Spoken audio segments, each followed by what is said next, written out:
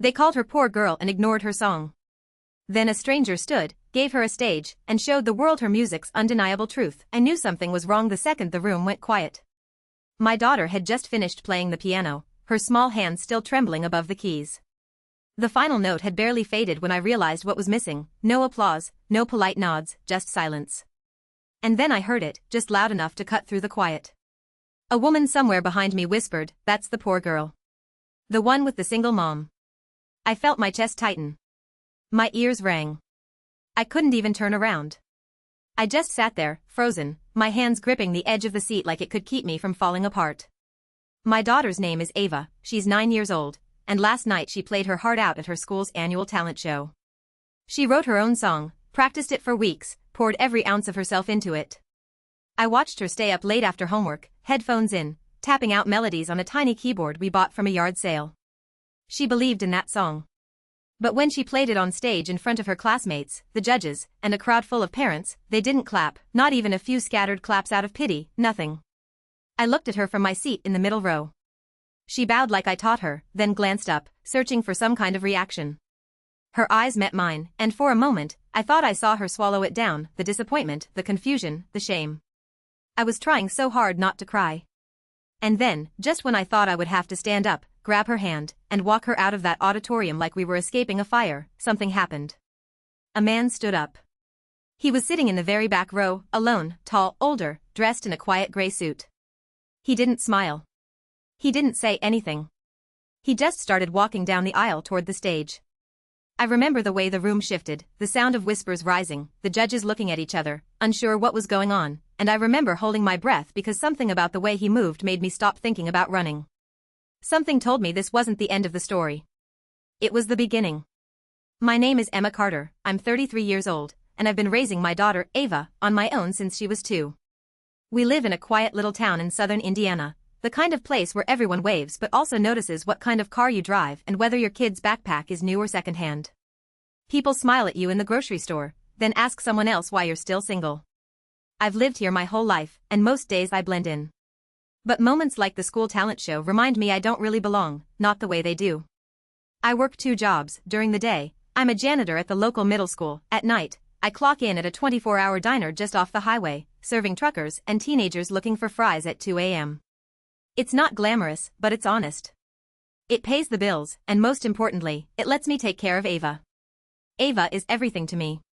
She's soft-spoken, all heart. She doesn't run with the popular kids or care about what's trending. She loves music, not pop songs or what's on the radio, but strange, soulful melodies, the kind that come from deep inside. She started writing little songs when she was 7, just humming things into a recorder and telling me, "This one feels like rain," or "This one is what it sounds like when someone misses you." I bought her a used keyboard from a garage sale last spring, $60. It was missing the stand and had a sticky B-flat key, but it lit up when she turned it on, and to her, it was magic. She played it every day after school, her fingers hovering like she was discovering something sacred. She'd play for hours, sometimes eyes closed, chasing a sound she could only feel. When the school announced its annual talent show, Ava asked if she could sign up. I hesitated for a second. She's not the kind of kid who seeks out attention, but she said, "I want them to hear what I wrote." That's what she called it, not her performance, not her song, just what I wrote. She was so proud when she turned in the sign-up form. Every day for weeks, she practiced her piece. I'd make dinner while listening to her in the other room, and I swear sometimes I'd stop stirring the pot just to listen. There was something haunting and beautiful about what she'd created. She didn't just play notes, she told a story. But underneath the pride, I also saw the nerves. She didn't say much about school, but I knew she's the only kid in her class who brings her lunch in a grocery store bag instead of a character lunchbox. Her shoes are clean but always one season behind. I knew that stepping on that stage wouldn't just be about the music, it would be about being seen. Still, she practiced. She asked me to braid her hair, nice, but not like I'm trying too hard. She laid out her outfit the night before, her best dress, the one from last Easter. I stitched the torn hem by hand. She looked in the mirror and smiled at herself. The night of the show, we arrived early. The auditorium was packed. Kids ran around backstage in glittery costumes and sequined leotards. Parents chatted in clusters, comparing private lessons and weekend camps. I sat alone in the middle of the audience, clutching my hands, trying not to look too out of place. When Ava's name was called, I stood up a little in my seat, craning to see her. She walked to the piano slowly, her chin up, but her fingers fidgeting. I whispered to myself, "You've got this, baby." She sat down at the bench, adjusted the microphone just like she'd practiced, placed her fingers on the keys, and then she started to play. The moment Ava started playing, the room began to change, but not in the way I'd hoped. She played the first few notes of her piece, slow and soft, like she was inviting the audience into a memory only she remembered. The melody floated across the auditorium like a whisper, a lullaby dipped in sorrow and hope. It didn't sound like anything the kids before her had done, no karaoke, no flashy moves, no backing tracks, just her, a piano, and a story told through her fingertips. I sat on the edge of my seat, heart pounding with pride, watching her close her eyes as the notes carried her away. But as I scanned the audience, I could feel something else, they weren't listening. A couple of parents near the back were whispering. 2 kids in the front row giggled. One of the judges, the one with the oversized blazer and clipboard, glanced down at his phone and started typing. The woman next to me pulled out a pack of gum, like she was waiting for an elevator. And then I heard it, clear as a bell, "She's the poor girl, the one with the single mom." The words didn't hit my ears, they hit my spine. I turned slightly, trying to see who said it, but I didn't need to. I already knew the type, someone who'd never had to explain to their kid why Santa only brought one gift, someone who never had to choose between fixing the car and paying for field trip fees. I bit the inside of my cheek hard enough to taste metal. I wanted to stand up, to defend her, to scream, "She is more than whatever story you've made up about us." But I couldn't. My legs wouldn't move. My body was locked in place, my pulse pounding in my throat. Ava kept playing. Her hands never faltered. She poured herself into every note, like it mattered, like someone out there would understand. But they didn't, not that night. She finished with a soft, unexpected chord that hung in the air, delicate and unresolved. Then silence. She bowed, just like we practiced, holding it for a second. Her head came up slowly, scanning the room. No claps, not even a few out of politeness. Someone coughed. A chair creaked. The judge in the middle cleared his throat and flipped to the next page in his folder. That was it. Ava stood there for a moment too long, just long enough for me to see her face change. Her smile, once small and hopeful, faded into a tight, confused line. Her eyes dropped to the floor as she walked off the stage. I could feel her trying to hold it together from all the way across the room. My heart cracked open. I wanted to leap out of my chair, wrap her in my arms, and carry her away from this place, from these people who couldn't see what I saw. I wanted to tell her that they were wrong, that her music mattered, that she mattered. But I couldn't move. I just sat there, numb, blinking back tears, because if I cried, I was afraid I'd never stop. I looked around again at the moms with their makeup and expensive handbags, at the dads filming with their smartphones and barely watching, at the judges already preparing for the next act. No one cared. And that's when I felt it, a shift, small, subtle.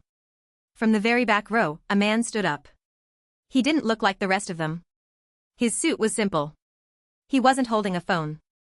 He wasn't clapping or reacting like everyone else. He was just standing there, still as stone, watching the stage. And then he started walking toward the front. People turned. Someone whispered, "Who is that?" The judges looked at one another, puzzled. The next act was supposed to be a group dance routine. No one was scheduled to speak. I sat up straighter, instinctively placing a hand over my chest. I didn't know who he was or what he was doing, but something told me this man was here for her. At first, no one stopped him. The man in the gray suit kept walking slowly down the aisle, hands tucked behind his back, steady, like he was used to being watched. He didn't seem in a hurry. He didn't hesitate. But with every step, the room grew quieter. Even the parents who had been whispering fell silent, one by one. The judges looked confused. One of them half rose from her chair, as if to intercept him, but then sat back down, unsure. The kids backstage peeked around the curtain, wide-eyed. I kept my eyes on Ava. She was standing at the edge of the stage now, off to the side, half in the shadows, clutching her music folder to her chest. She wasn't crying, but she wasn't okay either.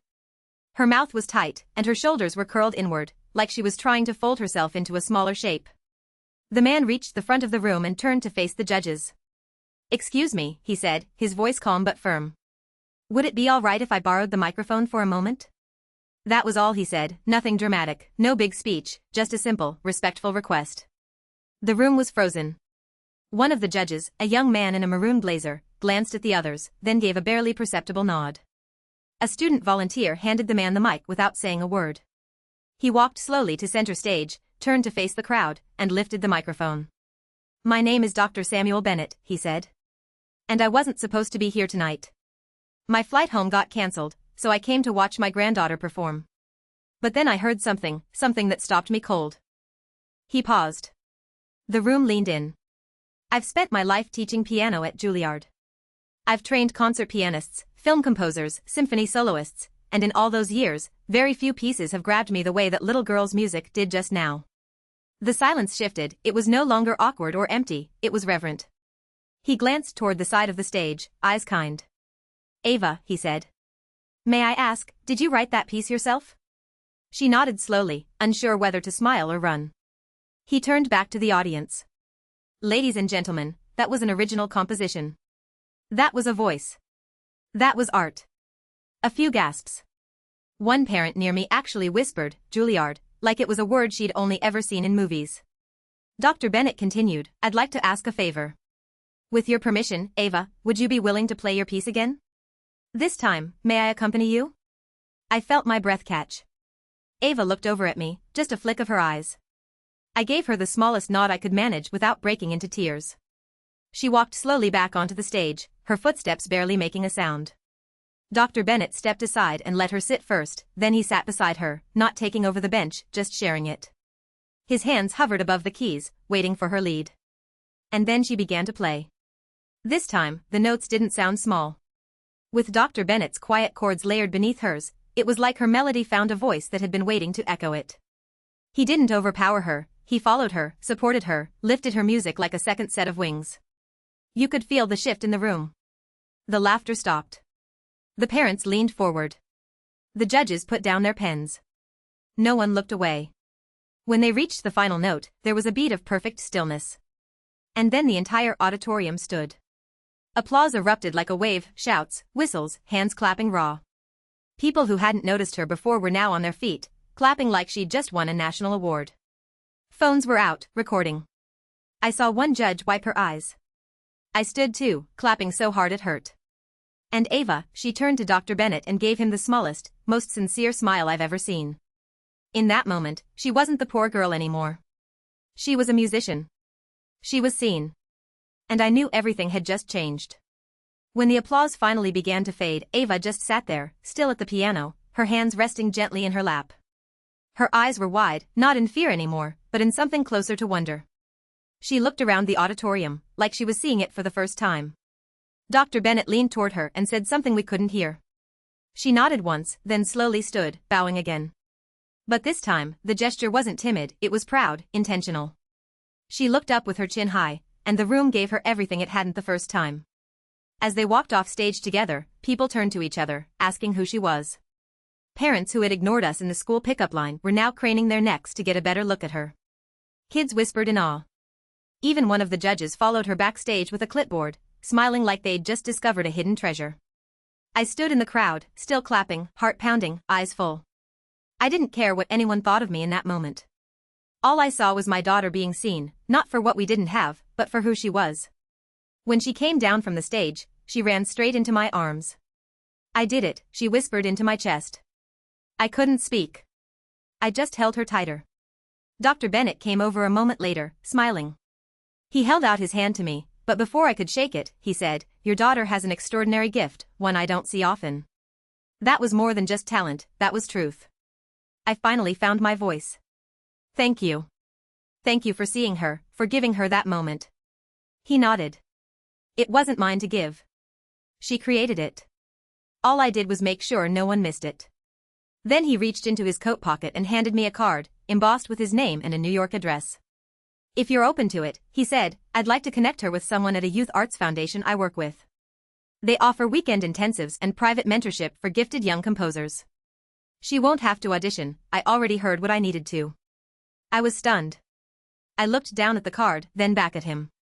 "She's never taken a formal lesson," I said. "I mean, we can't really afford much right now." He smiled. "That won't be a problem. This is about access. She deserves to be nurtured, not just noticed." Ava looked up at me, unsure, like she was asking permission just with her eyes. I nodded, trying not to cry. "Say thank you, baby." "Thank you," she said, her voice small but steady. Dr. Bennett tipped his head, turned, and walked back toward the crowd. That night, after we got home, Ava didn't want to take off her dress. She sat on the living room floor, keyboard in her lap, humming something new. I brought us bowls of cereal because I couldn't muster the energy to cook, and we ate cross-legged on a blanket, like a picnic under the ceiling fan. She played a few bars of her new song and looked up at me. "Do you think I can really go?" she asked. "To the place the music man said." I reached over, tucked a curl behind her ear, and said, "You already did." It's been 5 months since the night my daughter changed everything by doing nothing more than being exactly who she is. We're still living in the same small house. I still work both of my jobs. I still bring home leftovers from the diner when I can. And sometimes Ava still wears secondhand shoes. But things feel different now, not because we have more money or more things, but because, for the first time, my daughter sees herself differently. Since that night, she's been attending weekend mentorship sessions at a music conservatory an hour outside of town. Every Saturday, we wake up before sunrise. I pack a thermos of hot cocoa, and we make the drive together, just her and me, music playing low in the car, her face pressed to the window, watching the cornfields roll by. She's not the same girl who stepped onto that stage, terrified no one would listen. Now she talks about dynamics, layering, the emotion behind a minor chord. Her teachers say she's composing pieces with depth they usually don't see in students twice her age. She still plays that first piece sometimes, the one no one clapped for. But now she plays it differently, more confident, more certain, not louder, just fuller, like she owns every note. And she does. Something changed in me, too. For years, I believed we had to keep our heads down, stay quiet, stay grateful, not ask for more than we were given. I thought if I could just protect her from judgment, from failure, from being othered, that would be enough. But I was wrong. What she needed wasn't protection, it was permission to be heard, to take up space, to believe in the sound of her own voice, even if the room stayed silent. I almost let that moment slip past us. I almost let her walk away from the stage, believing that silence meant she wasn't enough. But one stranger, one person who chose to pay attention, made sure that didn't happen. And that's the part one keep thinking about. It wasn't a miracle. It wasn't luck. It was a decision. Dr. Bennett didn't just hear her music, he recognized it. And then he acted, quietly, powerfully, not to rescue her, but to amplify her. Sometimes that's all it takes, one person willing to listen deeply, to step forward when everyone else stays seated, to remind a child, you are not invisible. And sometimes, all it takes to keep going is to know that someone out there sees your light, even if only for a moment. That night didn't change our lives overnight. But it did give my daughter something I could never have wrapped in a box or written into a bedtime story. It gave her the belief that she is worthy of being seen. And it gave me something, too. It reminded me that our story doesn't end with other people's silence, that when no one claps, it doesn't mean you stop playing. You keep going, because one day, someone might hear you, and that person might be the reason everything changes. So now, every time I watch Ava place her fingers on the keys, I don't worry about who's watching. I know she's not playing to impress anymore. She's playing to tell the truth. And that's the kind of music the world needs more of.